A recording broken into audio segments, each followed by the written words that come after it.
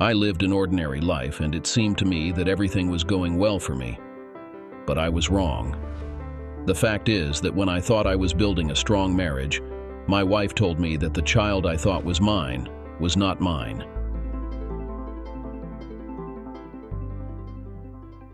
"Yes, Tom, you wanted to see me?" I announced as I entered the managing director's office after being buzzed in. "Thanks for coming, Mike," he replied with a smile, standing up from his desk. "I'd like to introduce you to George here. His company is interested in our new gearbox." "Pleased to meet you," I said, extending my hand to greet him as he began to rise from his seat to face me. But then I froze in my tracks. "Mike!" George Campion, exclaimed in surprise. "Mr. Campion," I replied formally, equally startled, letting my hand fall back to my side. "You two know each other?" Tom grinned, seemingly oblivious to the tension between us, or perhaps we were too stunned to make it obvious. "Where do you know each other from?" "Mike used to work for me a few years ago," Campion, George, as I knew him, jumped in, telling the truth but omitting our more complicated history. "Well, that should make things easier," Tom continued, a brilliant engineer but not the most perceptive with people, still unaware of the sudden discomfort in the room. "Maybe you could show George around our production facility?" "Maybe I could," I muttered, turning away from Campion and heading for the door, leaving it up to him whether he followed. He did. I guess he had no choice, and I quickly walked down the hallway, hoping he'd have to hurry to keep up with me. I was determined not to stop until we were out of the office and alone at the edge of the parking lot. "What the hell are you doing here?" I growled angrily, turning to face him, not caring that he was bigger than me. In fact, that might have been the root of the tension between us. "I swear, Mike, I had no idea you worked here," he sighed, raising his hands in a gesture of peace. "We haven't heard from you in years. We weren't even sure if you were still alive." "I nearly wasn't, thanks to you," I snapped, wondering why I hadn't just decked him already, like I should have done years ago, back when I still had all my fingers. "Sorry," he sighed, shrugging. "What else can I say?" I glared at him, fighting the urge to throw that one punch, the one punch that would put him down for a good while. He knew it too, and stood there nervously, making no move to defend himself. If he'd known how much easier it was for me to hurt him now compared to the last time we met, he might not have stood so still. If he'd known what I'd been through over the years, he might have turned tail and run. "It's all in the past, Mike." He finally broke the silence, almost choking on his words. "A lot has happened since then. A lot of blood, too," I muttered to myself, gritting my teeth, but feeling my anger subside until I could breathe calmly again. "Too bad none of it was yours." "How's your wife?" "She's fine," Campion replied tersely, ignoring the insult I'd thrown at her and clearly not eager to talk about her. Maybe things weren't so great in the Campion household, which didn't bother me in the slightest. "And the baby?" "She's fine too, Mike," he answered, suddenly brightening and daring to smile. "Ginny's 4 years old now, a happy and beautiful little girl." Who does she resemble? The big question, the one that would have been asked if there had been an elephant in the room. "She takes after Jenny," Campion answered with confidence. "Not me? Not really. Or you. Not enough for it to be noticeable," he replied softly. "Right. Let's go inspect the factory," I grumbled, turning my back on the bastard and walking away, not caring whether he followed me or not. I attended a prestigious university and earned a solid degree in engineering, though I was uncertain about which career path to pursue. To my surprise, I found myself drawn to the Army recruitment team that visited during my final year, and even more surprisingly, I ended up signing a short service commission with the Royal Engineers. I entered straight away as an officer, committing to 3 years of service with the Queen's forces, with the option to make it a permanent career afterward. Those 3 years turned out to be some of the best of my life, largely because, or perhaps despite, the lack of any major conflicts during that time. The sense of camaraderie was unlike anything I had ever experienced before. I reached the rank of acting captain, But when my 3 years were up, I decided, despite efforts to persuade me otherwise, that the army wasn't my true calling. The truth is, I struggled with the thought of actually having to kill someone if hostilities arose, as they inevitably would, despite my surprising proficiency with a handgun. Had I known back then how easily I would be able to use the gun in real-life situations, perhaps I wouldn't have been so quick to leave. After leaving the army and recovering from the massive farewell hangover my fellow junior officers had generously given me, I realized that my 3 years of service hadn't been in vain. The experience I gained rebuilding tanks in the field with my squad, combined with my engineering qualifications, seamlessly transitioned into a job with a company that manufactured them. Although I wasn't working on tanks specifically, I was involved with a variety of armored vehicles that were becoming increasingly vital as conflicts erupted in the Middle East and beyond. I was never really the typical engineer. I was more of a fix the problems and make things work kind of guy. This, along with my military background, made me the ideal front man when dealing with our clients, whether they were from the British military or some other country, often in pretty dreadful locations. Life was good, and it got even better when I caught the eye of Jenny, the boss's PA.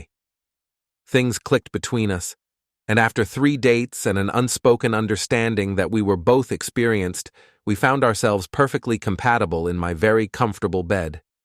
6 months and a lot of quality time later, I proposed, she said yes, and we became Mr. and Mrs. Mike Jones.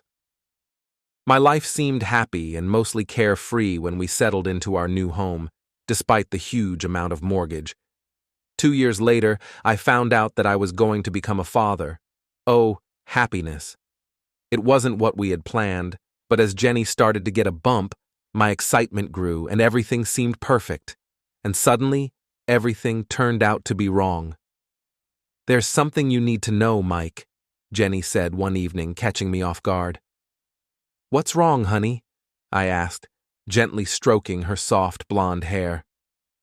"It's about the baby," Jenny muttered. "What's wrong?" I asked, feeling a surge of panic. "Nothing," she snapped, confusing me. "So, the baby is fine. What's the problem?" "That's the problem," Jenny sighed. "Maybe it's not our child." "This is ridiculous," I laughed, trying to wave it off. "Of course this is our child." "I mean," she whispered, and a tear rolled down her cheek, "that it might not be your child." I stopped laughing. In fact, I stopped breathing. "I'm sorry, Mike, but I couldn't keep it to myself anymore." "Who is the father of the child?" I asked, fighting back tears. "It could have been you, Mike," she said, avoiding a direct answer to the question. "Or?" I managed to squeeze it out. "George," she sobbed, delivering the blow that ended our marriage. George, of course, was none other than George Campion, her boss, and mine at the time. "When did it start?" I asked. I asked, almost losing my temper, but it was the wrong question. It wasn't about when it started, but the fact that it never stopped. Not when we first started dating, and not long after we got married. My wife slept with our boss a long time ago. No wonder she decided it was better for us not to share our bed stories with each other. That night marked a turning point in my life, and indeed it changed me, though some might argue it wasn't for the better. Maybe it would have been better if I had confronted the guy, dealt with it, and moved on. Perhaps then I wouldn't have done some things later that I'm not proud of. The fact that he was ex-military too, but in the Royal Marines rather than engineering, and a heavyweight champion in the combined forces, might have influenced my decision. That, and what I discovered when I barged into his office the next afternoon. Instead, I chose the easier route. I left my wife and informed his wife about the affair between our spouses. Both divorces were finalized surprisingly quickly. Theirs was messy despite having no children. Ours was much smoother, with the question of paternity not even coming up when Jenny and Campion moved in together after his wife threw him out, and he accepted responsibility for the baby. It only occurred to me later how much interest he showed in other staff members' children, and with none of his own, perhaps it worked out well for him. Or maybe not. And maybe it was just my imagination. It's no longer my concern. At least, I got the house, though with barely any equity left due to the mortgage. It's hard to believe now how easily I walked away from what could possibly have been my child. I suppose I just never considered that possibility. I drank, or at least started to, but the memory of the hangover I suffered after leaving the army kept me from going too far while I searched for a job. The army? Why not? The why not turned out to be that they weren't too interested in a returning officer escaping a broken marriage. I was frustrated, but honestly, the vibes I must have been giving off at that time didn't exactly make me a prime candidate. Don't laugh, but my next idea was to join the French Foreign Legion, though I quickly realized that would have been a disaster, so I was back to square one. No job, no plans, and stuck with a house I couldn't afford and hated anyway. I took stock of my situation, realizing that despite being young, my entire career had been in the military or related to military equipment. I made a list of all the contacts I could think of to see who, if anyone, might be able to help. Most of them ended up crossed off since I wasn't about to become a civil servant, and places like Nigeria didn't have much use for someone like me. There was one name I hesitated to even put on the list, but once I did, I kept coming back to it. The old Mike would have crossed it out and erased it, but the new Mike didn't. Could I? Could I really? Hi, Carl. I began the phone call, introducing myself, surprised by how quickly he invited me to meet him. What's gone wrong in your life that you'd even consider this? Carl asked, getting straight to the point. I informed him, and he merely nodded, not appearing as concerned as the British Army had been. You made captain? He asked, and I confirmed that I had. Any active service? Came the next question, and I had to admit that I hadn't. But you're a qualified engineer? I thought that part was well received. Marksman level with a rifle and top scorer with a handgun. It's rare to find an officer who can even shoot straight. He chuckled at his own joke. His next question, however, caught me off guard for a moment. You've never shot anyone? If it came down to it, could you? Yes, I replied, trying to keep the uncertainty out of my voice, the image of Campion in my sights bolstering my resolve. Well, maybe you'll find out if you really can, Carl glared at me. Because if you can't, you probably won't be around to collect your bonus. And that's how I became a mercenary, a soldier of fortune, a gun for hire, or in my case, perhaps more accurately, a gun, a set of spanners, and a theodolite. With my house rented out on a long-term lease, I found myself on a jet headed for the Middle East, joining a diverse group of nationalities in a unit tasked with protecting a Middle Eastern leader. I'll call him the King, because he essentially was, though some might argue his track record on civil rights left much to be desired. The West couldn't afford to publicly support him, but he was a crucial bulwark against the rise of Islamic forces threatening even worse outcomes, which is where we mercenaries came into play.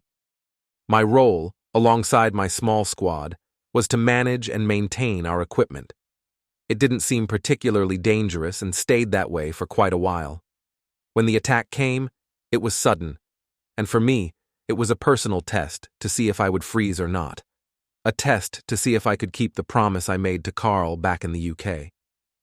The armored vehicle drove past our workshop, seemingly without noticing us, just as we hadn't paid much attention to it. But then, its engine roared to life, and it veered directly toward the gate to the inner courtyard where the king's quarters were located. It smashed through the first barrier and plowed into the anti-tank obstacles, coming to a halt with a crunch. A dozen or so heavily armed combat troops spilled out, firing precise bursts at the surprised guards. They quickly diverted to the left, killing as many guards as possible, with a couple of grenades discouraging any others from leaving the safety of their barracks. The attackers then regrouped and advanced toward the king's quarters, cutting down the two ceremonial guards, whose swords were no match for their automatic weapons. All I had was my sidearm, and the same was true for the three mechanics who, bless their brave or perhaps foolish hearts, followed my lead. If we had confronted them directly, we would have been cut down in seconds.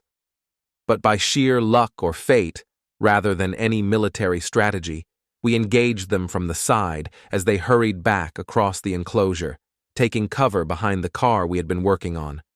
Without hesitation, I dropped to one knee, calmly disengaged the safety, aimed and fired steadily, making sure not to waste more than one bullet on each of the enemy before moving on to the next one.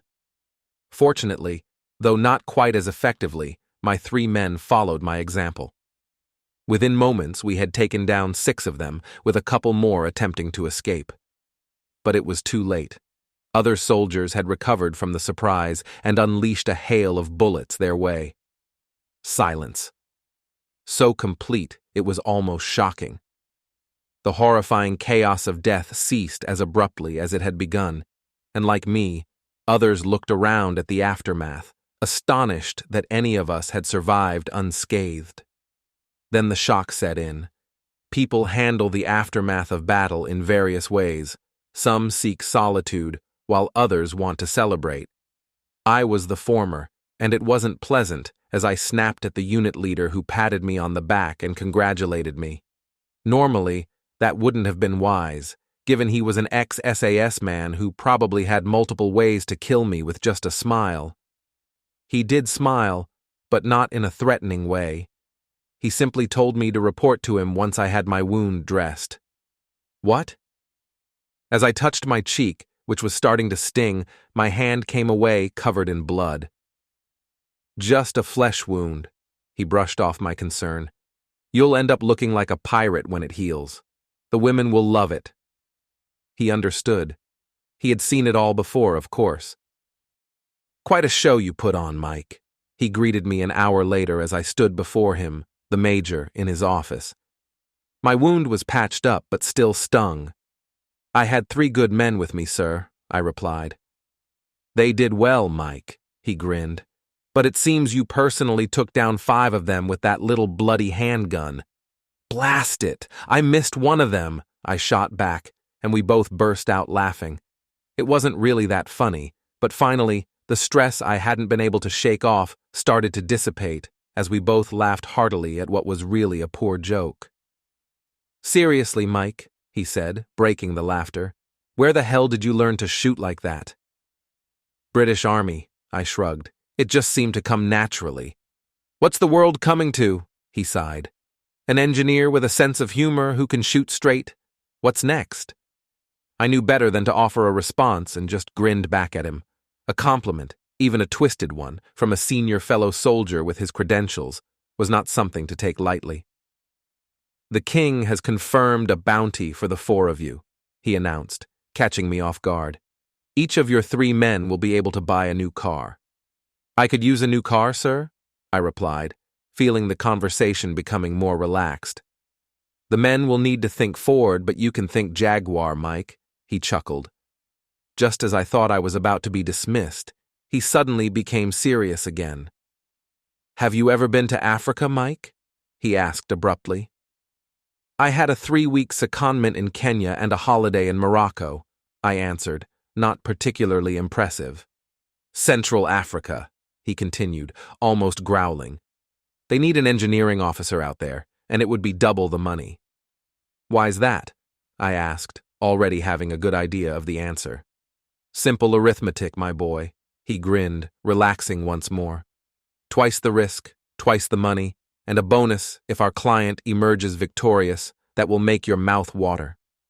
Twice the risk. More like 3 times, the major admitted. Our man is trying to overthrow a murderous despot who isn't keen on leaving. And who exactly is our man? Omar, the current leader's cousin. He's not much better by all accounts, but it's him and his supporters who are footing the bill. Sounds fair enough, I agreed with a nod, which seemed to be well received. But why do they need me? They're looking for someone with engineering expertise, and the last 2 didn't last very long, he said, becoming serious again, which was a good indication of what might have happened to them. They need someone who can handle themselves, someone who can shoot accurately and won't hesitate to do so when necessary. When do I leave? Damn it. I really wasn't the same Mike I used to be, not that long ago. A few days later, with the bonus in my account large enough to afford a Ferrari, I found myself and 5 others on an executive jet heading to Dubai to make our various connections.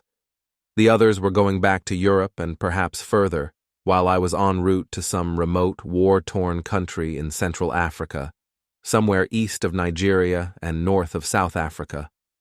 I had a 2-hour layover on the way out, but was enjoying a 4-day break, which was described as R&R, but seemed more due to the lack of available flights to my destination.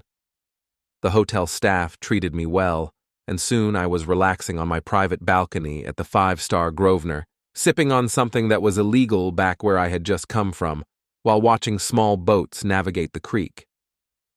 After a quick dinner, I headed to one of the clubs discreetly recommended by the hotel, where I found that my scar gave me a rugged appearance that made other guys give me space. As my former boss had suggested, it also seemed to attract women, though it might have been the money I was flashing around. I ended up with a professional, a tall, blonde Russian girl who was either an exceptional actress or genuinely enjoyed her work and was willing to put in the hours. I had always been told that intimacy workers don't kiss, but perhaps that rule didn't apply there. Either that or Olga was new to the job and hadn't learned all the rules yet. I must mention that her Britease were spectacular and definitely seemed natural rather than enhanced. It was a good experience, even better than I had hoped for. My new friend was open to trying whatever I fancied and suggested a few things I wouldn't have thought of on my own. The new and delightful romance, however, came to an abrupt end after breakfast the next morning when Olga, the recent but temporary love of my life, took my money, kissed me goodbye, and left me with her card in case I wanted to enjoy her remarkable charms again. The following day was spent exploring Dubai, including a boat ride, a visit to the rugby field where my uncle had played about a decade earlier, and even getting 2 new 24-hour shirts made by a backstreet tailor. After returning to the hotel and enjoying a long, relaxing shower, I took the lengthy elevator ride down, planning to have an early dinner at one of the hotel's excellent-looking restaurants, and then head out for another night on the town. That night began similarly to the previous one, except this time the girl was Indian, from Kerala, stunningly beautiful in a different way, and not charging. She seemed to have a healthy enthusiasm for undressing. I quickly noticed she wasn't wearing much to begin with, and our first dance provided clear evidence that she had on even less than was immediately apparent. The dress was small and flimsy, the lack of a bra quite obvious, and once my hands began to wander, the absence of pant-ease became a strong possibility. Considering how minimal her dress was, I found it quite daring. "Lift up my dress from behind," she whispered to me. "Your wish is my law," I replied, and doing what she asked me to do. "You're attracting a lot of attention," I remarked, noticing that the crowd had parted a little to get a better look. "Don't be shy," she said. Her name was Neha challenged me in a playful tone, her delicate, beautiful features contrasting with her bold words. "Maybe later," I hesitated. "Maybe I'll take your word for it," Neha teased, almost absently snuggling up to me. "Where did you get this scar?" she finally asked, noticing that it was fresh. "A bullet from a bandit," I said with a grin, surprised that I was telling the truth in a way. "Yes, that's right," Neha laughed, thinking I was joking. "You probably hit your cheek on a nail or something." "Or something like that," I agreed, too fascinated by the feel of the body. "Do you want to see my other wounds?" I asked. "Where are they?" She giggled coquettishly. "Where I can't show it to you in public," I replied, lying, because in fact I had no other injuries other than a scratch on my knee from hitting the table a few days ago. "Show me yours, and I'll show you mine." "My hotel is right down the road," I challenged her. "What are we waiting for?" "What is it?" she asked, and took my hand and led me through the crowded hall straight to the exit. Everything looked promising. Here we are, I finally exhaled. When we approached the entrance to my hotel, I realized that my dream was about to come true. But it happened. It was becoming a habit. "Mike Jones?" demanded the tall, sharp-looking man standing in the doorway. "Who's asking?" I replied, as one does when approached like this in such places. "Carl sent me, and there's a plane waiting for you at the airport." "You've got to be kidding," I growled in frustration. "Sorry, but I'm serious, Captain Jones," he sighed sympathetically, glancing at the stunning woman with cute features and all, still clinging to my arm. "Looks like you'll have to rain check." "I need to grab my stuff from my room," I pointed out, hoping to steal at least a moment with the gorgeous Neha. "Your things are already packed and in the car, Captain," he dashed my hopes. "Sorry, but the plane is waiting, and we have 2 other guys out looking for you." "So that really was a bullet wound," Neha finally spoke, gazing at me with a slightly different expression. "It almost missed," was all I could think to say. "It almost killed you," Neha corrected. "Sorry, but the plane is still waiting on the tarmac, Captain," the man repeated, trying not to sound impatient. With an exaggerated sigh, I took Neha in my arms, kissed her, and then had to let her go. "My card, Mike," she said, handing me a very elegant business card. "Look me up next time you're in town."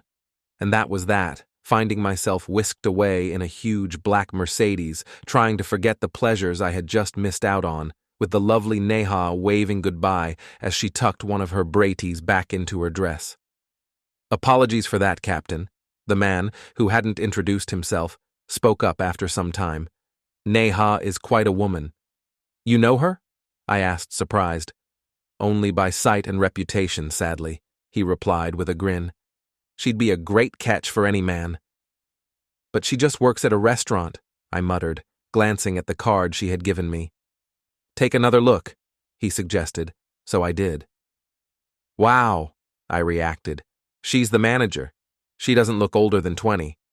"She's 27, he said, amused by my surprise. "Indian women often appear younger to us Europeans, and not only does she manage the place, but her family owns it. It's one of the top spots in Dubai, with locations in half the capitals of the world." "As you said, quite a catch," I sighed, ending the conversation, wondering if I was making the right decision. When we arrived, the plane was indeed waiting for us on the tarmac, and my first thought was whether it could even take off. It turned out to be an Eastern European version of the DC-3 Dakota, though far less attractive and not nearly as well maintained as the DC-3s I had seen before. I didn't panic, but I certainly considered it, especially after meeting the pilot. Vladimir looked like a relic from World War II, which might also have been the plane's era, and his conversational skills were minimal, to say the least. How wrong was I? By then, I had some experience with questionable planes and even worse pilots, but despite his lack of conversation, Vladimir proved to be a master at handling his aircraft. I joined the other 3 passengers already on board, but they offered nothing more than grunts from 2 of them, and a glare of pure hatred from the 3rd. Maybe they were annoyed at me for keeping them waiting. The takeoff was flawless, and the sound of the twin engines suggested the plane was in better shape than it looked. There might have been a reason for that, but I decided not to dwell on it. We flew for several hours in silence, not that conversation was possible over the noise the plane made anyway. Eventually the nose dipped, the engines throttled back, and the only indication that we had landed was that the pilot had shut off the engines. I hoped. Vladimir crawled back, told me to stay put, opened the door, and practically kicked the other 3 passengers out. They left without much enthusiasm, and to this day I have no idea who they were or what country we left them in. My trusty pilot shuffled back up the fuselage, handed me a half bottle of vodka, even graced me with a sort of smile, and returned to the cockpit. 10 minutes later, we were taxiing down an unknown runway and then up into the sky like a bird. With no one to talk to and not enough light to read by, I reluctantly let my mind wander back to that day when Jenny dropped her bombshell and what I had uncovered when I went to confront Bloody Campion. I stormed out of the house, terrified of what I might have done if I had stayed. By the time I returned that night, a bit worse for wear, Jenny was already in bed, so I crashed on the sofa. She got up before I woke and chose not to wake me. Perhaps that was a mistake, because if she had, maybe, just maybe, we could have worked something out. Eventually, I got up, showered, dressed, and sat there, wondering what the hell to do next. My perfect little world had been shattered, and it was shattered by the person I loved most in the world. I went for a drink at lunchtime, snapping at the overly chatty bartender. It was then that I decided to confront George Campion, maybe to get his side of the story, though I had no idea how that would help. Perhaps I had something else in mind. I drove to the plant, past security at the gate, half expecting them to deny me entry when I showed my pass. I walked in, nodded at the receptionist and a few colleagues, almost unable to grasp how they could be acting so normally when my world had changed so drastically. I didn't bother going to my office, but headed straight for the director's suite, ignoring the woman at the desk as I walked by, barely hearing her tell me that Mr. Campion was busy and couldn't be disturbed. Perhaps I should have listened. I yanked the door open, marched straight in, and came to a stop. Campion was indeed there, probably at a meeting with 3 other directors, so it was not surprising that his assistant was also present. The 3 men were dressed formally, as expected, with their ties perfectly tied. Jenny's assistant, who, of course, was my wife, was at work in high heels, wearing modest earrings, and that was it. I had no idea where the rest of her clothes were. Campion growled when he noticed me, and there was a stunned silence in the room, including me. "Nothing's going on," Jenny muttered, which seemed ridiculous in this situation. She was standing surrounded by 4 fully clothed men. Oh my God, she was so damn beautiful, and I realized that I would never be able to enjoy this incredible body again. "It's not what you think, Mike," she pleaded, tears already streaming down her face as she took a step toward me. And, as it turned out, it was not at all what I had originally thought about. Campion enjoyed showing off his stunning young mistress in all her glory to fellow directors, somehow regularly convincing her to serve them drinks top S, but never allowing them even a fleeting touch, let alone intimacy. But I found out about it much later, not that it mattered, and not that it stopped me from turning around and walking out the door, out of their lives, before breaking down in grief in the parking lot. Once again, I eventually noticed the engines of the DC-3-like aircraft throttling back, the nose dipping, and then another flawless landing. This was especially impressive given the rough condition of the grass runway I saw when I disembarked. As dusk settled, I was guided to the edge of the runway into the cover of nearby foliage. Suddenly, I heard the engines roar back to life as the plane sped down the grass stip and took off again. I was about to ask why the pilot left so hastily when I got my answer. A shell, likely a mortar, exploded with a blinding flash just a few hundred yards from where I stood. The first one wouldn't have hit the plane, but the next one might have. "We should get out of here," my guide suggested. And welcome to hell, by the way. I didn't need a second invitation. It was truly terrible. We lived in tents that we had to move frequently to avoid being targeted. The temperatures were slightly lower than what I had experienced in the Middle East, but combined with the high humidity, it was almost unbearable. Insects were everywhere, some seemingly as big as chickens. Okay, that's an exaggeration, but you get the idea. On top of that, we had to endure regular incoming fire as the enemy tried to pinpoint our location. This wasn't the best time to be told that things weren't going well for us, though it didn't take long to figure that out on my own. The appeal of double wages faded quickly, and the much-anticipated bonus started to seem like nothing more than a pipe dream. The problem, of course, was that you couldn't just say, "I've changed my mind. Please take me home." If I wanted out, I had to survive the 6 months I'd signed up for and hope that Vladimir and his old plane were still intact, or cling to the slim hope that things would turn around. Things improved, But then they got worse again. My team of mechanics, some locals, a German, 2 Frenchmen, and 2 guys of questionable background, had basically lost their motivation. More accurately, they were frustrated and doubting whether they'd ever see civilization again, their future looking bleak. If I wanted to get out of this in one piece, I had to give them some hope, which wasn't immediately easy. We toured the base such as it was, and I was surprised to find that Omar was actually there with us. I had half expected him to be back in some palace, far from the fighting. Maybe he wasn't so bad after all. It soon became clear that most of our heavier weaponry was out of commission, or HS, as my French second-in-command put it, with no spare parts to make them operational again. Without them, we had little defense against the increasingly bold and direct attacks from the goons, as our side called the enemy. They were starting to realize our weakness and were getting more daring in their assaults. "You've seen the problem, Captain. Now what the hell can you do about it?" Those were the first words Omar spoke to me when I was brought before him, seated there with his 2 senior officers, 1 black and 1 white. "Well, I could manage to get maybe 1 extra medium machine gun operational if I stiped down all the others, but that would mean writing off the rest. The same goes for the mortars.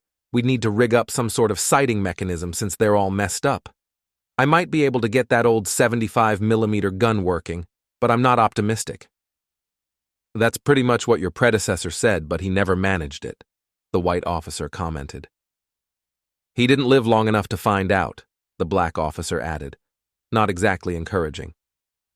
"It's still not enough," Omar said, smiling despite the grim situation. "We need more." "We don't have more," grunted the white officer, who I was beginning to dislike. "There might be a solution," I sighed, already regretting speaking up as the 3 of them fixed their gaze on me, expecting me to outline how I'd achieve the impossible. "The heavy machine guns that are out of service, the Russian ones, all have the same issue. It's a problem with the trigger mechanism. If I had 5 of those mechanisms, I could get you 5 more heavy guns." "We don't have 5 spare trigger mechanisms, you idiot," the white officer snapped at me. "But we might be able to fabricate them," I suggested. "There's a lathe and other equipment in the workshop, and Renee says he's experienced with it. It might be doable." "And the problem?" Omar asked, smiling at me with a resigned expression, clearly aware that there was more to it than that. "We need a pattern," I said with a sigh. "The others are all cracked and misshapen." "We don't have a pattern," my problem guy shouted, whose name I didn't even know. "I think we might," Omar said, catching on to my suggestion. "We still have the last of those guns operational." "Not a chance," the problem officer yelled. "It's the only one that works properly. Without it, we're done, so there's no way you're taking it apart." "Without more firepower, we're done for anyway," the black officer remarked. "Do it, Captain Jones," I was ordered. "We'll just have to hope we can hold them off in the meantime." When everything seems to be at its worst, that's when true leaders step up and make a difference, changing the course of events. At least, that's how it plays out in the movies. In reality, things rarely improve on their own, and when circumstances are grim, they often deteriorate further. My brilliant idea, it turns out, was a total disaster. We removed the mechanism from the last functioning machine gun and rushed it back to the workshop, where we had another broken gun ready to be fixed.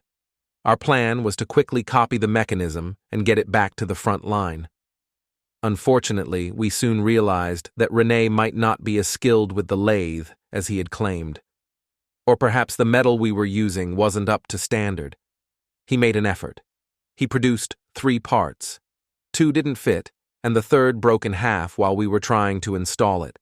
We stood there, heads down, contemplating our next move, not believing things could get any worse. Then they did. A sudden burst of gunfire signaled a new attack on our position. We fell silent, hoping it would be a minor skirmish. If it wasn't, there was no one coming to rescue us.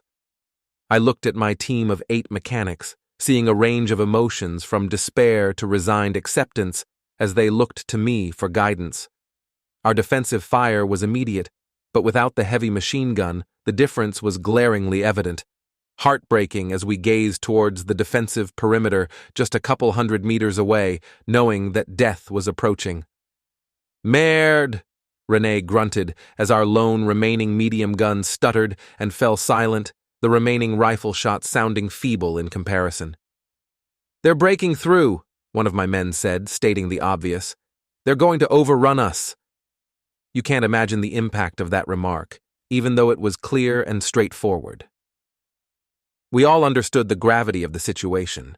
There would be no mercy. Anyone who survived the initial attack wouldn't be spared, as they intended to take no prisoners. With a resigned shrug, the men began to pick up their personal weapons, an assortment of old rifles and handguns.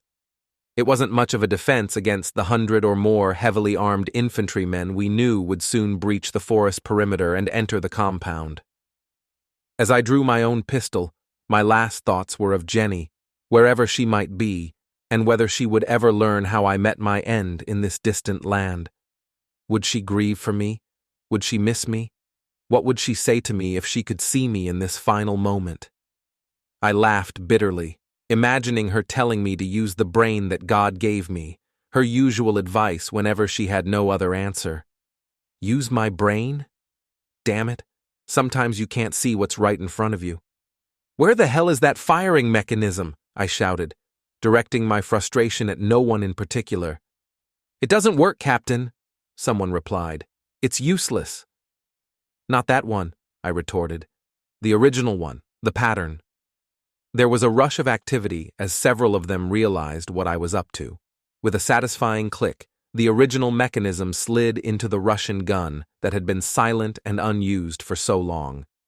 "Ammo!" I shouted, but two of them had already begun dragging the heavy metal box toward the gun, which was now being aimed at the tree line where we knew our enemies would soon be coming down on us. "Too late!" someone yelled as the attackers burst through, maybe 30 or 40 in the first wave, spraying gunfire at anything that moved. The defenders, a few men left around the compound, returned fire, but it barely slowed the attackers' advance. "Wrong ammo." The soldier trying to load the roll into the gun sobbed as the attackers mowed down the small defending force between us and them. At that moment, Renee perhaps revealed his true character. He shoved the other man aside, reversed the roll of ammo, and fed it into the slot. Then he leaped behind the gun, swinging it around to face the approaching attackers who were nearly upon us, with bullets flying and screams from wounded men chilling us. It was like music to my ears. I'm not particularly musical, but the heavy chatter of that magnificent Russian gun was the most beautiful sound I had ever heard. We might all be facing death that day, but we wouldn't go down without taking many of them with us. I didn't have time to think about the young man who had left the army years ago, unsure if he could really bring himself to kill anyone. The heavy gun carved a path through the attacking horde, though a few managed to get through and close in on us. My handgun was hot in my hand as I picked off targets whenever I had a clear shot, some so close that I had to fire in the gaps between my own men. We were initially overwhelmed, but then, just as suddenly, the tide turned as my men finished off the last of the attackers, often using traditional bayonets. Then the next wave came, and it was a much larger group. By that time, though, we were better prepared. Renee was firing the gun in short, precise bursts, while 3 others were supplying him with ammunition. We all thanked the Lord that Renee seemed to know what he was doing, and prayed to a God we had perhaps ignored before, hoping the gun wouldn't jam. The truth is, in the midst of a battle, you really have no clear understanding of what's going on. Maybe some general somewhere might have a grasp of the situation, but we didn't have one around, so we just kept fighting to survive. What we didn't realize was that our attackers had walked straight into our ambush, even though we hadn't planned it as such. After breaking through our defenses, they certainly didn't expect to run into our most powerful weapon positioned far behind the front lines. Who would? It was a ludicrous military strategy, so absurd that it turned into a massacre as their forces moved into the killing zone, with our remaining perimeter troops closing in from behind. That day, we lost 4 men, including poor Renee, but we had little time to grieve. We were unaware that their major offensive was planned for that day, and if we hadn't coincidentally withdrawn that machine gun from the front line, we would have been defeated, and I might have ended up in an unmarked grave somewhere far away. As it was, my only injuries were a small finger on my left hand that got shot off without me realizing it at the time, and a shallow cut across my chest. I could have claimed it was inflicted by a ruthless enemy, but it was actually from one of my own men when he lost his grip on his bayonet. That battle didn't end the Civil War, but it significantly shifted the momentum. Omar's victory persuaded various factions to align with him, seeing a genuine chance to replace his very unpopular cousin. Within 10 weeks, Omar had captured the major town and, more crucially for us mercenaries, the gold mining complex. It wasn't large, but without it, we might not have received the substantial bonuses promised. Personally, I was not directly involved in the subsequent skirmishes. Instead, I focused on moving supplies and updating our inventory with captured goods. However, the day after our first major success, Omar pulled me aside for a private conversation. "Excellent military strategy withdrawing the heavy gun like that, Captain Jones," he praised, patting me on the shoulder. "Pure luck," I responded with a grin, "but my men performed admirably under fire." "Nonsense," he said, laughing heartily. "The tactics were flawless. We set the trap, the enemy fell into a classic ambush, and we defeated a far superior force." "If you say so, sir," I replied with a grin. "I do," he said, winking. "That's what the press will report, and that's what the world will believe. It's what my wretched cousin will have to contend with when he tries to rally his troops." I simply grinned and shrugged in agreement. "Stick to that story, Captain, and your crew will receive a little extra, and you'll get a bonus on your bonus." "Consider it done, sir," I replied, saluting him, wondering if I would have seen my bonus if I had argued. The press release went out, and the world heard about Omar's brilliant strategy. It mentioned the assistance of a junior officer of captain's rank, but somehow they managed to misspell my name. What about women, you ask? As uncomfortable as it may be for some sensitive individuals, when there are wealthy men with plenty of money and not much else to do with it, it's common to find women eager to assist them with their issues. In Dubai, Olga was at the top of the hierarchy, while the women there were at the bottom. Most of them were older and in poor condition, and those who weren't there yet were on their way.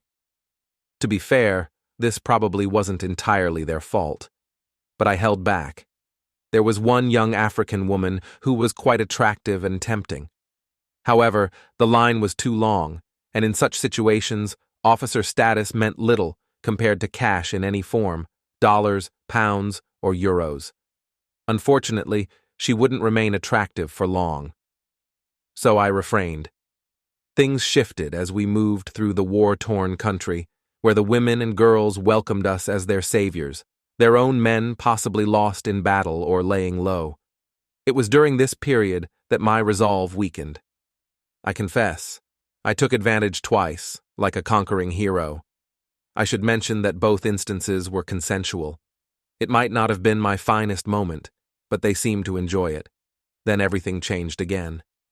And then there was Florence. Oh, Florence. Our troops had advanced into what was flattering labeled as the capital city, which was really no more than a small town, with barely any resistance.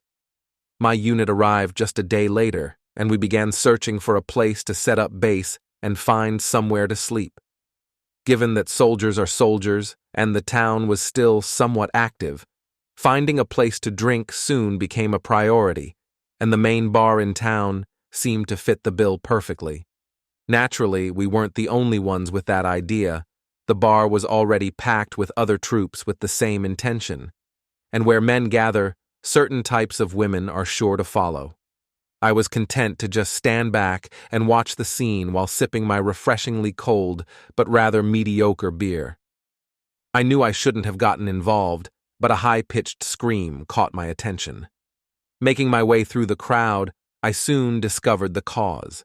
A young woman being roughly handled, and unlike the other women in the bar, she was resisting quite violently.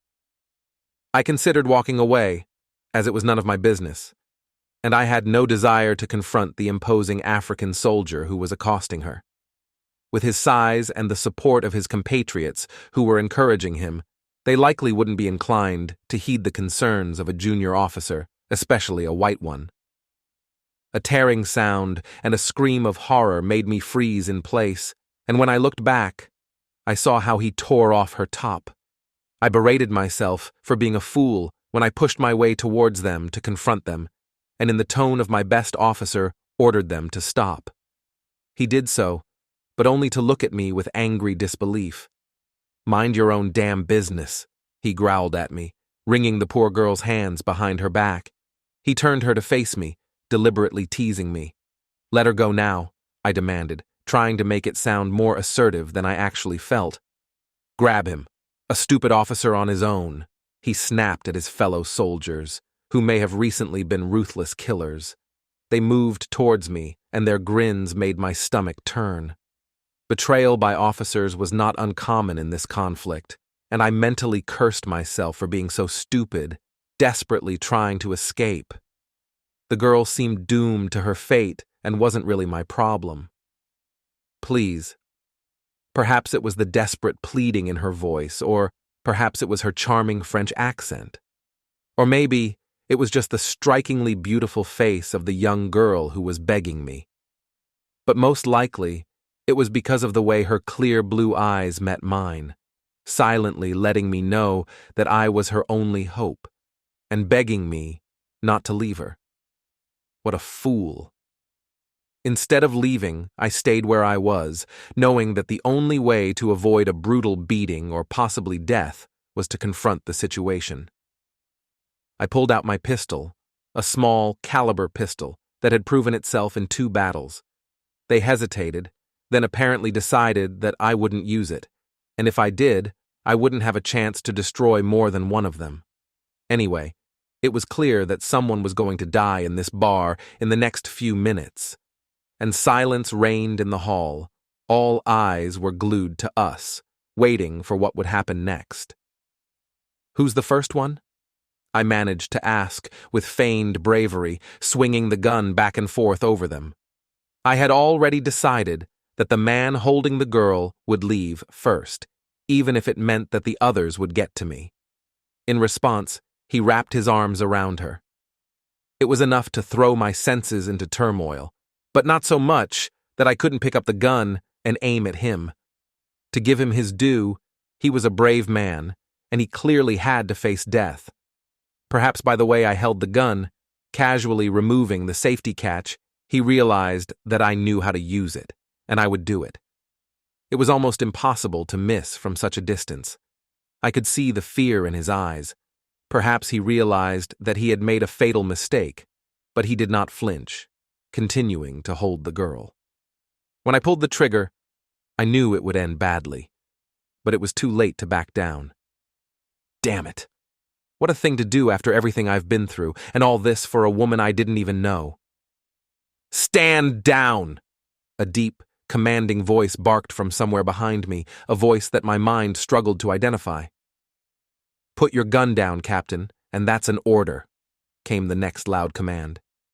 "You men, back off and let the girl go." We all hesitated, frozen in place, the room silent except for the girl's quiet sobbing. "Now!" came the gruff shout from behind me. At last, I recognized the voice and lowered my gun.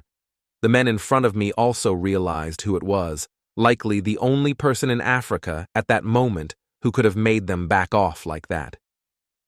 "Put the gun away, Captain," Omar said more calmly as he stepped between us, glaring at my adversaries until they retreated. The one holding the girl let her go, albeit reluctantly, and she rushed to embrace me, tears streaming down her face. Despite this, they continued to glare at me with hatred, clearly indicating that this issue wasn't resolved. "Bloody fools!" Omar scolded his soldiers. "You're lucky he didn't shoot you all."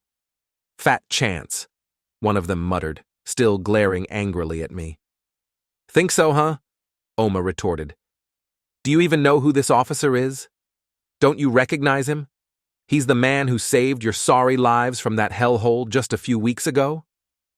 Suddenly, every eye in the bar was on me, which, if nothing else, allowed me to momentarily forget the pair of soft, knock-D braids still pressed against me. The mood shifted as well. The expressions of hatred quickly faded and were replaced by smiles all around. A buzz swept through the bar, and suddenly every man there wanted to shake my hand or buy me a drink. Split up and take the girl with you, Omar suggested quietly, his gaze still fixed on the large soldier. I'll handle things from here. Thank you, sir, I replied, with a sigh of relief, my adrenaline fading and the realization of how close I had come to danger washing over me. Now we're even, he grinned. Even for what? I asked. For misspelling your name, he chuckled before breaking into a hearty laugh. His booming laughter was contagious, and soon the entire bar joined in, everyone, including me, laughing along, everyone except the poor young woman still clinging to me for dear life. We went our separate ways. I took her down the dusty street until I found a shabby storefront that offered some privacy.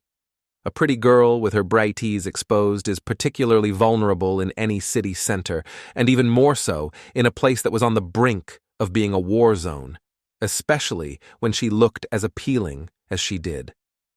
What on earth were you doing in a bar like that? I demanded angrily, taking off my shirt and draping it around her shoulders. I thought they might offer me a job, she whimpered, still clinging to me. Why do you need a job? I asked, trying to calm down, puzzled by why a young, attractive woman, likely still in her teens, would be seeking work in such a war-torn area. I don't have any money, she replied simply, her French accent becoming less noticeable as she relaxed. How old are you? 19, she answered, though I raised my eyebrows in disbelief. All right, 18, she confessed. But I'll be 19 this year. Still in school, are you? I sighed, realizing that the 10-year age gap made her too young for me, which was a shame. Still, no, I'm not, damn it, the girl retorted fiercely. Her anger was so intense that it reminded me of how women have defended themselves against accusations with less fury. Her quick recovery from her harrowing experience was surprising. I sighed, wondering how I had ended up in this situation. It was time to get some clarity. Who are you, young lady, and why are you here? I demanded, shaking her gently to emphasize my point. I was fed up, but her explanation, interrupted by sobs, was sobering. She was actually Belgian and had recently left an expensive private boarding school in England. Her father, a Belgian diplomat, was on his way to South Africa with her for the summer, where she was to stay with family friends in Cape Town. They had stopped off for the weekend while her father attended to some official business, confident that the rebel army was pinned down in the southern part of the country and unlikely to pose a threat for the week. Unfortunately for them, someone had tampered with a heavy machine gun's trigger mechanism, changing the course of the war, though they were unaware of this.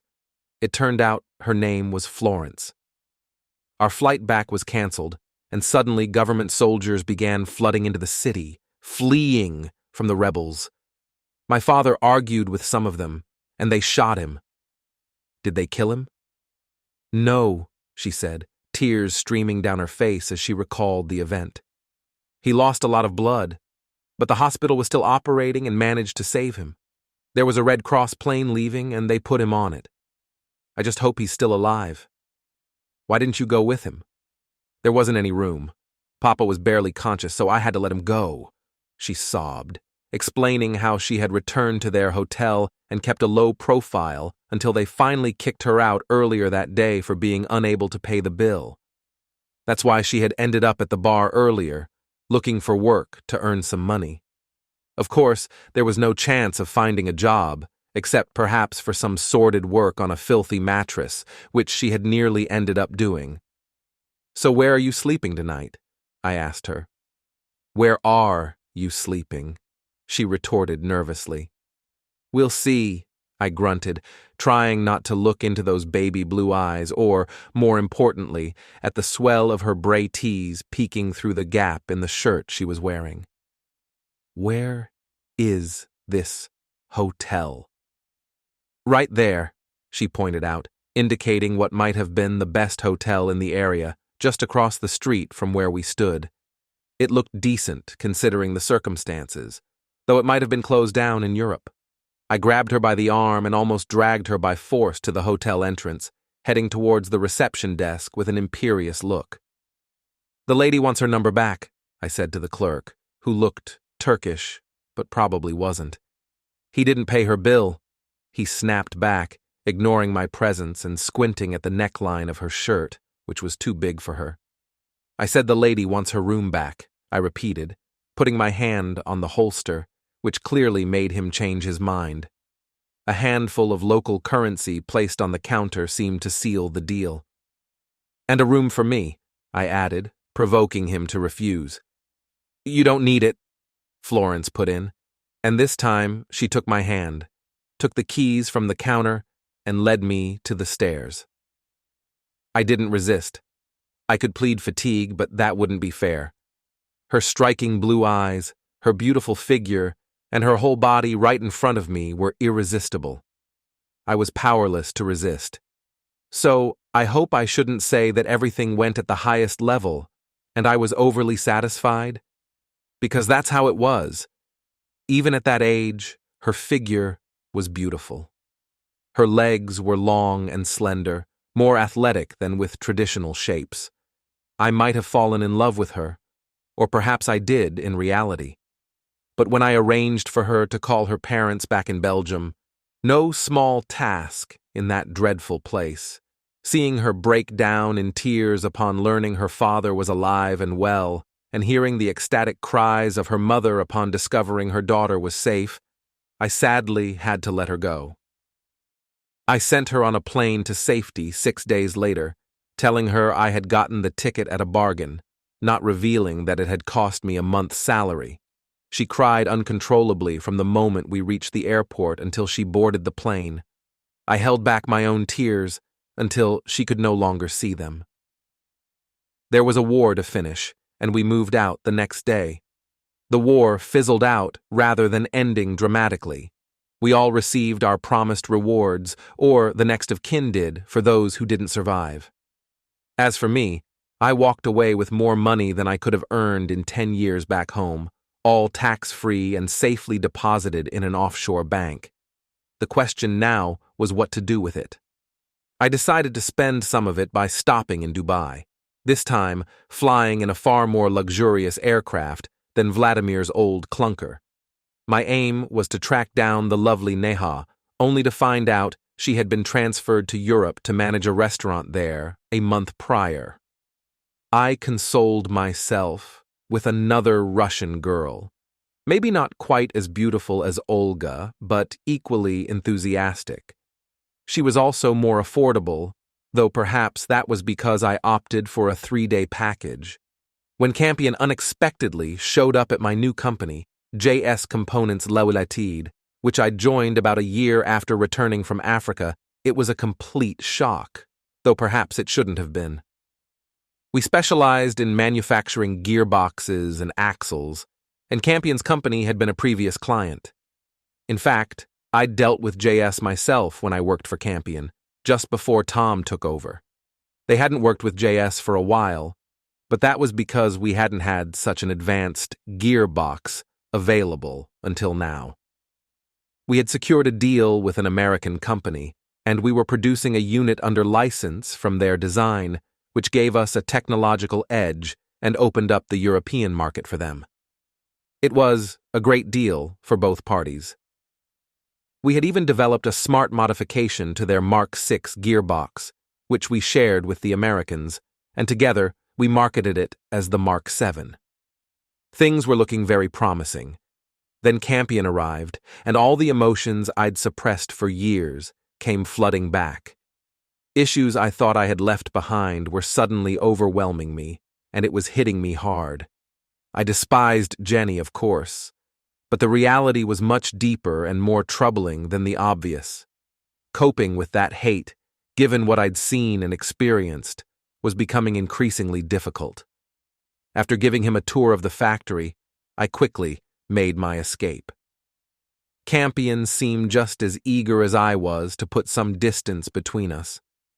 Unfortunately, he needed our gearbox, and the harsh truth was that a substantial order from his company would be crucial for our expansion plans. So Tom, ever the good sport, cheerfully left me to negotiate with my old friend George Campion, that is.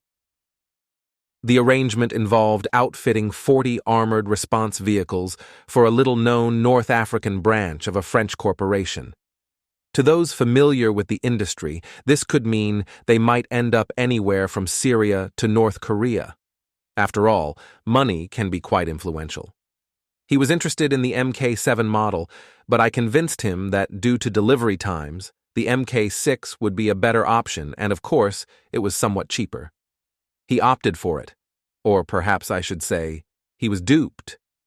While I might not have been the tactical genius I was thought to be in terms of business, I had set a classic trap. If he hadn't been so anxious about dealing with me and had done his due diligence, he likely wouldn't have fallen for it.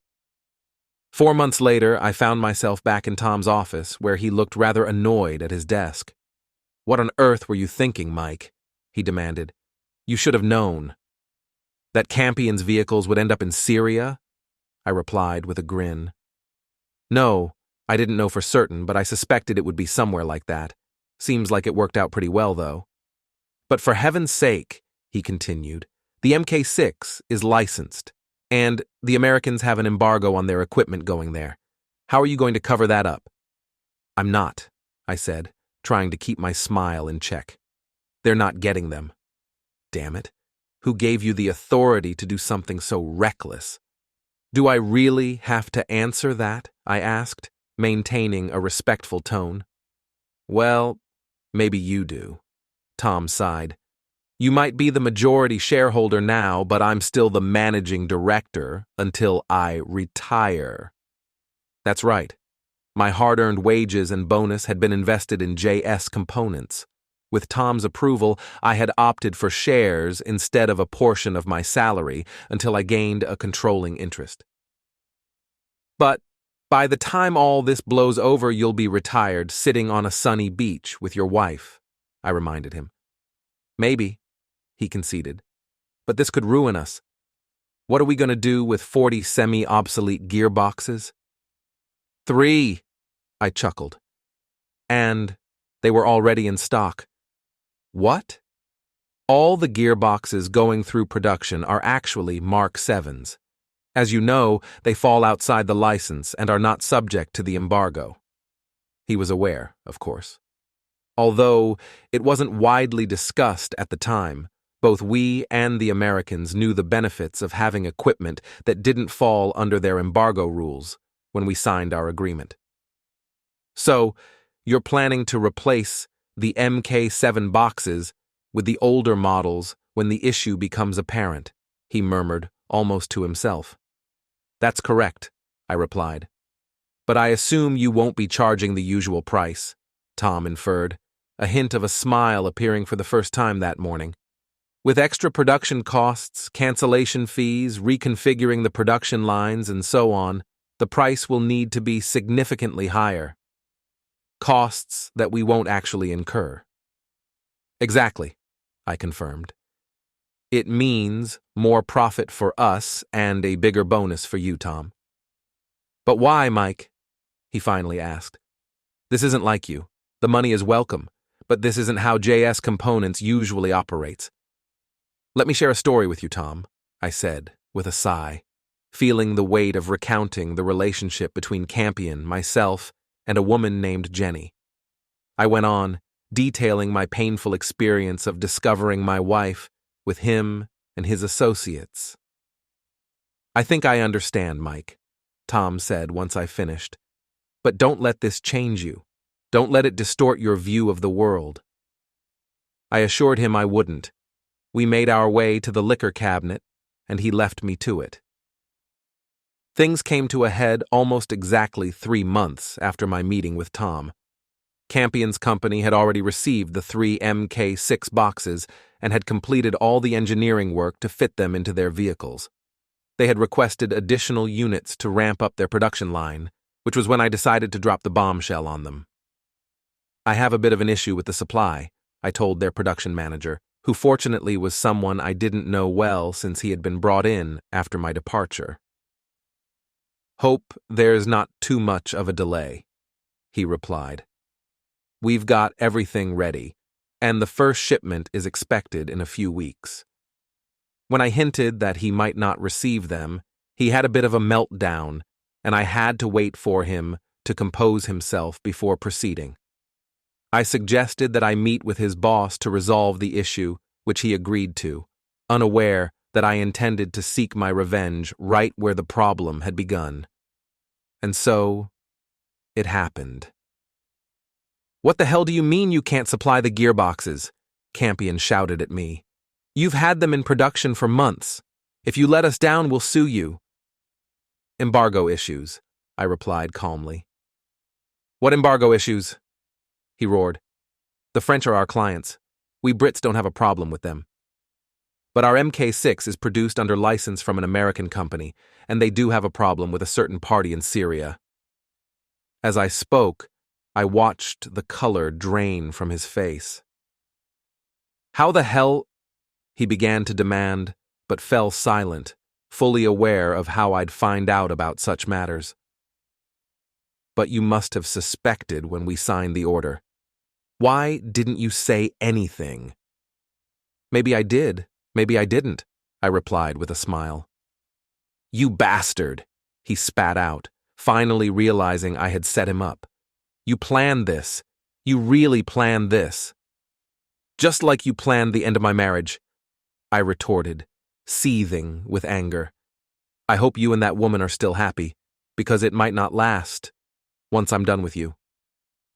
I hadn't anticipated his reaction, but it was far from what I expected. Campion, the tough guy, ex-Royal Marine, ex-boxer, simply broke down in tears. My anger vanished, and I stood there feeling only awkwardness. I'd seen men crumble in the heat of battle, but this was different. It left me feeling uneasy, with none of the satisfaction I'd anticipated. "Jenny," he sobbed eventually, "we're not together anymore." "I didn't know that," I said, my emotions in turmoil. "I caught her cheating," he explained. "I forgave her, but 6 months later she did it again. She promised to end it, but I had an investigator follow her and found out she'd been involved with one of my suppliers. She had been for a couple of years, and the others were just flings on the side." "Sorry," I mumbled, unsure if I meant it, but at a loss for what else to say. "We had a major falling out, and I ended up kicking her out.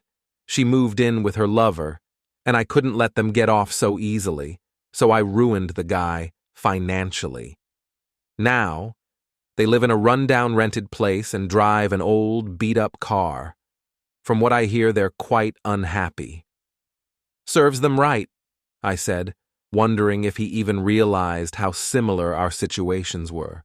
"But I still love her, Mike," he began to cry again. "I miss her every day." "Poetic justice," I muttered, though he didn't seem to acknowledge it if he heard. I decided that our meeting was over, as there was nothing more to be gained that day. I turned and left his office, unsure if he even noticed my departure. The following day, I struggled to sort out my thoughts. My previous plans were completely derailed by my meeting with Campion. It was clear he truly loved her, probably more than I ever did. What did that mean for me? I had intended to cause him significant financial trouble, and perhaps drive him to bankruptcy. But now, I was uncertain. I wasn't sure of anything anymore. My time working for Carl had shifted my perspective on the world and everything in it. We had yet another meeting. Actually, there were several. And once again, my plans and intentions took an unexpected turn. So much for my reputation as a great tactician. I never had to advocate for a higher price for the more advanced gearbox, and in fact, we barely discussed it. Instead, I was surprised to find myself talking about the inner workings of Campion's business. "Turns out you own JS Components," he started our next meeting with. "How did you pull that off?" "I came back from Africa with a load of cash," I said, keeping the details of how I earned it to myself. "I invested in JS and took over as MD from Tom a couple of weeks ago, but I only hold a controlling interest." "And the other shareholders?" he asked. "Family members of the original owner? As long as they get their dividends, they stay out of the way." "Thinking of expanding?" he asked casually, suddenly capturing my full attention. "Possibly," I replied, which seemed fitting. "Since Jenny left, I've lost my drive for the business. 5 years ago, I wouldn't have let that embargo situation happen. I'm nearing retirement. Ginny is still too young to take over anytime soon, so I might put the business up for sale." "How much?" I asked directly, though I felt my heart rate increase. He quoted a figure that seemed surprisingly reasonable, but I made a face anyway. Campion suggested a slightly lower amount, and when my reaction didn't work a second time, it was clear he wasn't desperate. "I'm not sure I can raise that amount, but I'm definitely interested." "Banks could help," he suggested. "How about offering half of that amount for 51%, I suggested, and he sat there, contemplating my proposal. "That would give you a controlling interest," he noted. "That's acceptable, but can I trust you?" I sighed, reflecting on my response. I realized I no longer harbored any hatred toward him, and after our dealings over the past few months, I didn't even dislike him. I had verified Jenny's situation, and as he had said, she was, well, no longer part of my world. She was irrelevant to me now. "I believe you can," I finally said. "Trust me, I really think you can." "I think I do trust you," he responded, smiling and extending his hand for a handshake. We conducted thorough checkups to ensure there were no hidden issues, and there were none. The deal was agreed upon and finalized, giving me the option to purchase the remaining shares at any time within the next 5 years. I would take over as managing director, and at my suggestion, George would remain as chairman. It was surprising how easily two men, both betrayed by the same woman, could bond. George would serve as chairman while staying mostly in the background to spend more time with his young daughter Ginny, whom he had custody of. I was also relieved to realize, upon meeting her, that despite her undeniable cuteness, I clearly wasn't her father. It felt as though from my modest beginnings I had found myself at the helm of a small but expanding engineering enterprise. However, I still had a personal life to consider. Casual relationships with attractive women were enjoyable, but not what I sought in the long term. What I wanted was a nice young woman to marry, settle down in a charming suburb, and start a family with 2.5 children and, of course, a dog. Perhaps someday? My new role offered more travel opportunities, and it wasn't hard to arrange a trip to Mumbai, where I knew that the lovely Neha had returned to work as her father's second-in-command in their hotel and restaurant business. "This is Mike from Dubai," I introduced myself when I called her. "Which one?" she replied, sounding somewhat indifferent, though I understood a lot of time had passed. "The one with the scar," I said, wondering if she would remember or if I was about to embarrass myself. "Oh, yes," she responded warmly. "Killed any more baddies lately?" "Just a few," I chuckled, curious about her reaction if she knew how truthful I was. We continued to catch up and arranged to meet later that evening. I invited her to dinner, but she suggested we go to a trendy bar she knew instead. "Not hungry?" I teased. "Only for you," she laughed. "We've got some unfinished business." Suddenly, I wasn't hungry either. The bar was indeed trendy and very exclusive, and had I not been with Neha, I probably would have had a hard time getting in. Neha looked as exquisite and beautiful as I remembered, greeting me with a sizzling kiss as if we were already lovers. "You left me feeling very frustrated that night, Mike," she confessed. "You're not alone," I admitted in return. "Come and meet the crowd," she said, pulling me to the center of the place where it seemed all the young and wealthy of Mumbai had gathered.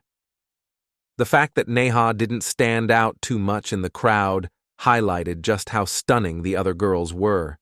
Most were petite, like Neha, with pretty, almost delicate faces and simply gorgeous slim bodies. They competed to show off as much bare skin as possible, much like Neha, or Na, as everyone seemed to call her. I had a whirlwind introduction, but recalled few of the girls' names and none of the men's. Soon, I found myself being passed from girl to girl on the dance floor, all eager to meet the dashing soldier of fortune returned from the war. I had no idea what fantasy Neha had spun about me, but I quickly stopped denying claims that I was SAS, a James Bond-type spy, a general with the United Nations, and even a hired assassin. However, I did set the record straight with one young woman who asked if it was true that I was a member of the royal family. The guys were surprisingly accommodating, given my popularity among their girlfriends. Perhaps the stories about me, about my missing finger, and about the scar on my cheek made them a little wary. As the situation escalated, the girls began to shed what little they were wearing. Some of the men started to take off their shirts. I wasn't going to follow their example, although I had nothing to hide, but Neha's two attractive friends had other plans.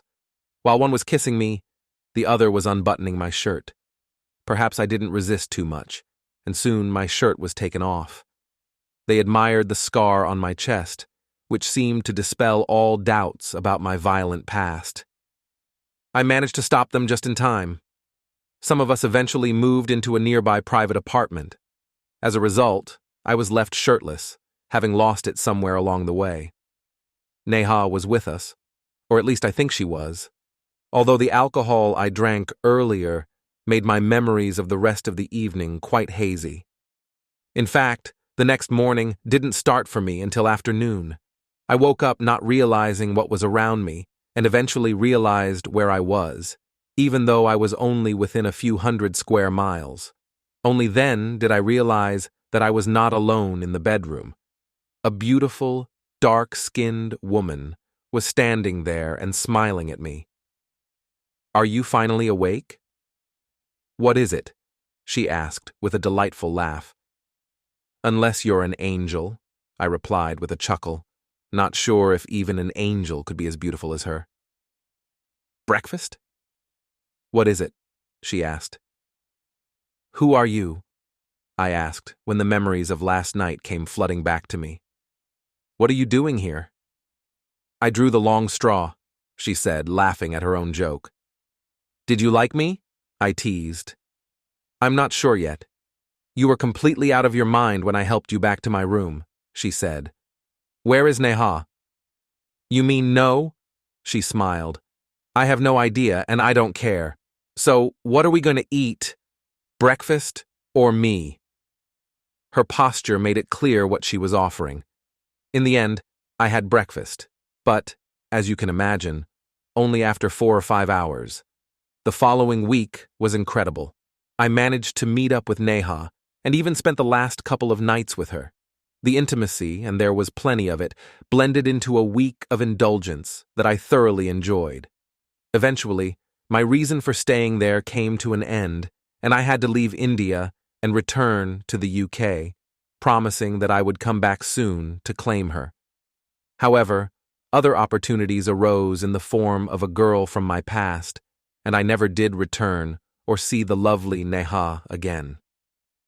7 years later, with my experiences in India and Africa now just a vivid memory, I found myself managing not 2, but 3 thriving businesses.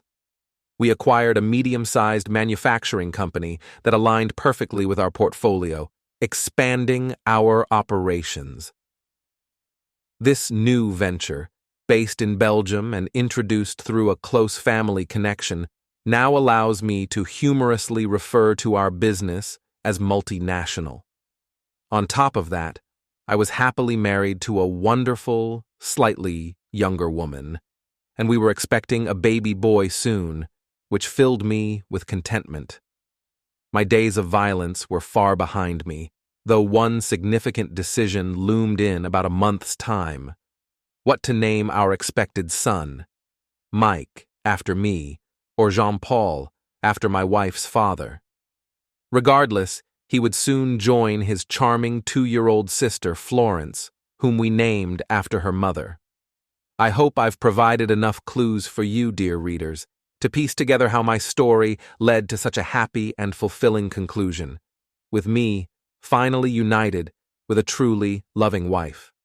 A wife who still enjoys telling everyone how her husband will always be her hero and how he once saved her from a terrible fate.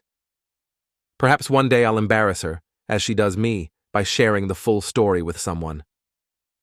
I hope I haven't offended any of our friends from the Indian subcontinent with the Mumbai scene, but I was there not too long ago and heard some pretty incredible rumors. Aside from absolutely loving my time in India, I was struck by how incredibly beautiful many of the young women were. One character, Neha, was actually inspired by a real person, though I'm not entirely sure if I've spelled her name correctly. She was an assistant manager at one of the hotels we stayed in, and even my wife, who keeps me in line, agreed that she was exceptionally beautiful, like a perfectly crafted porcelain doll with details so perfect they almost seemed unreal. Sorry, but I don't have any photos to share.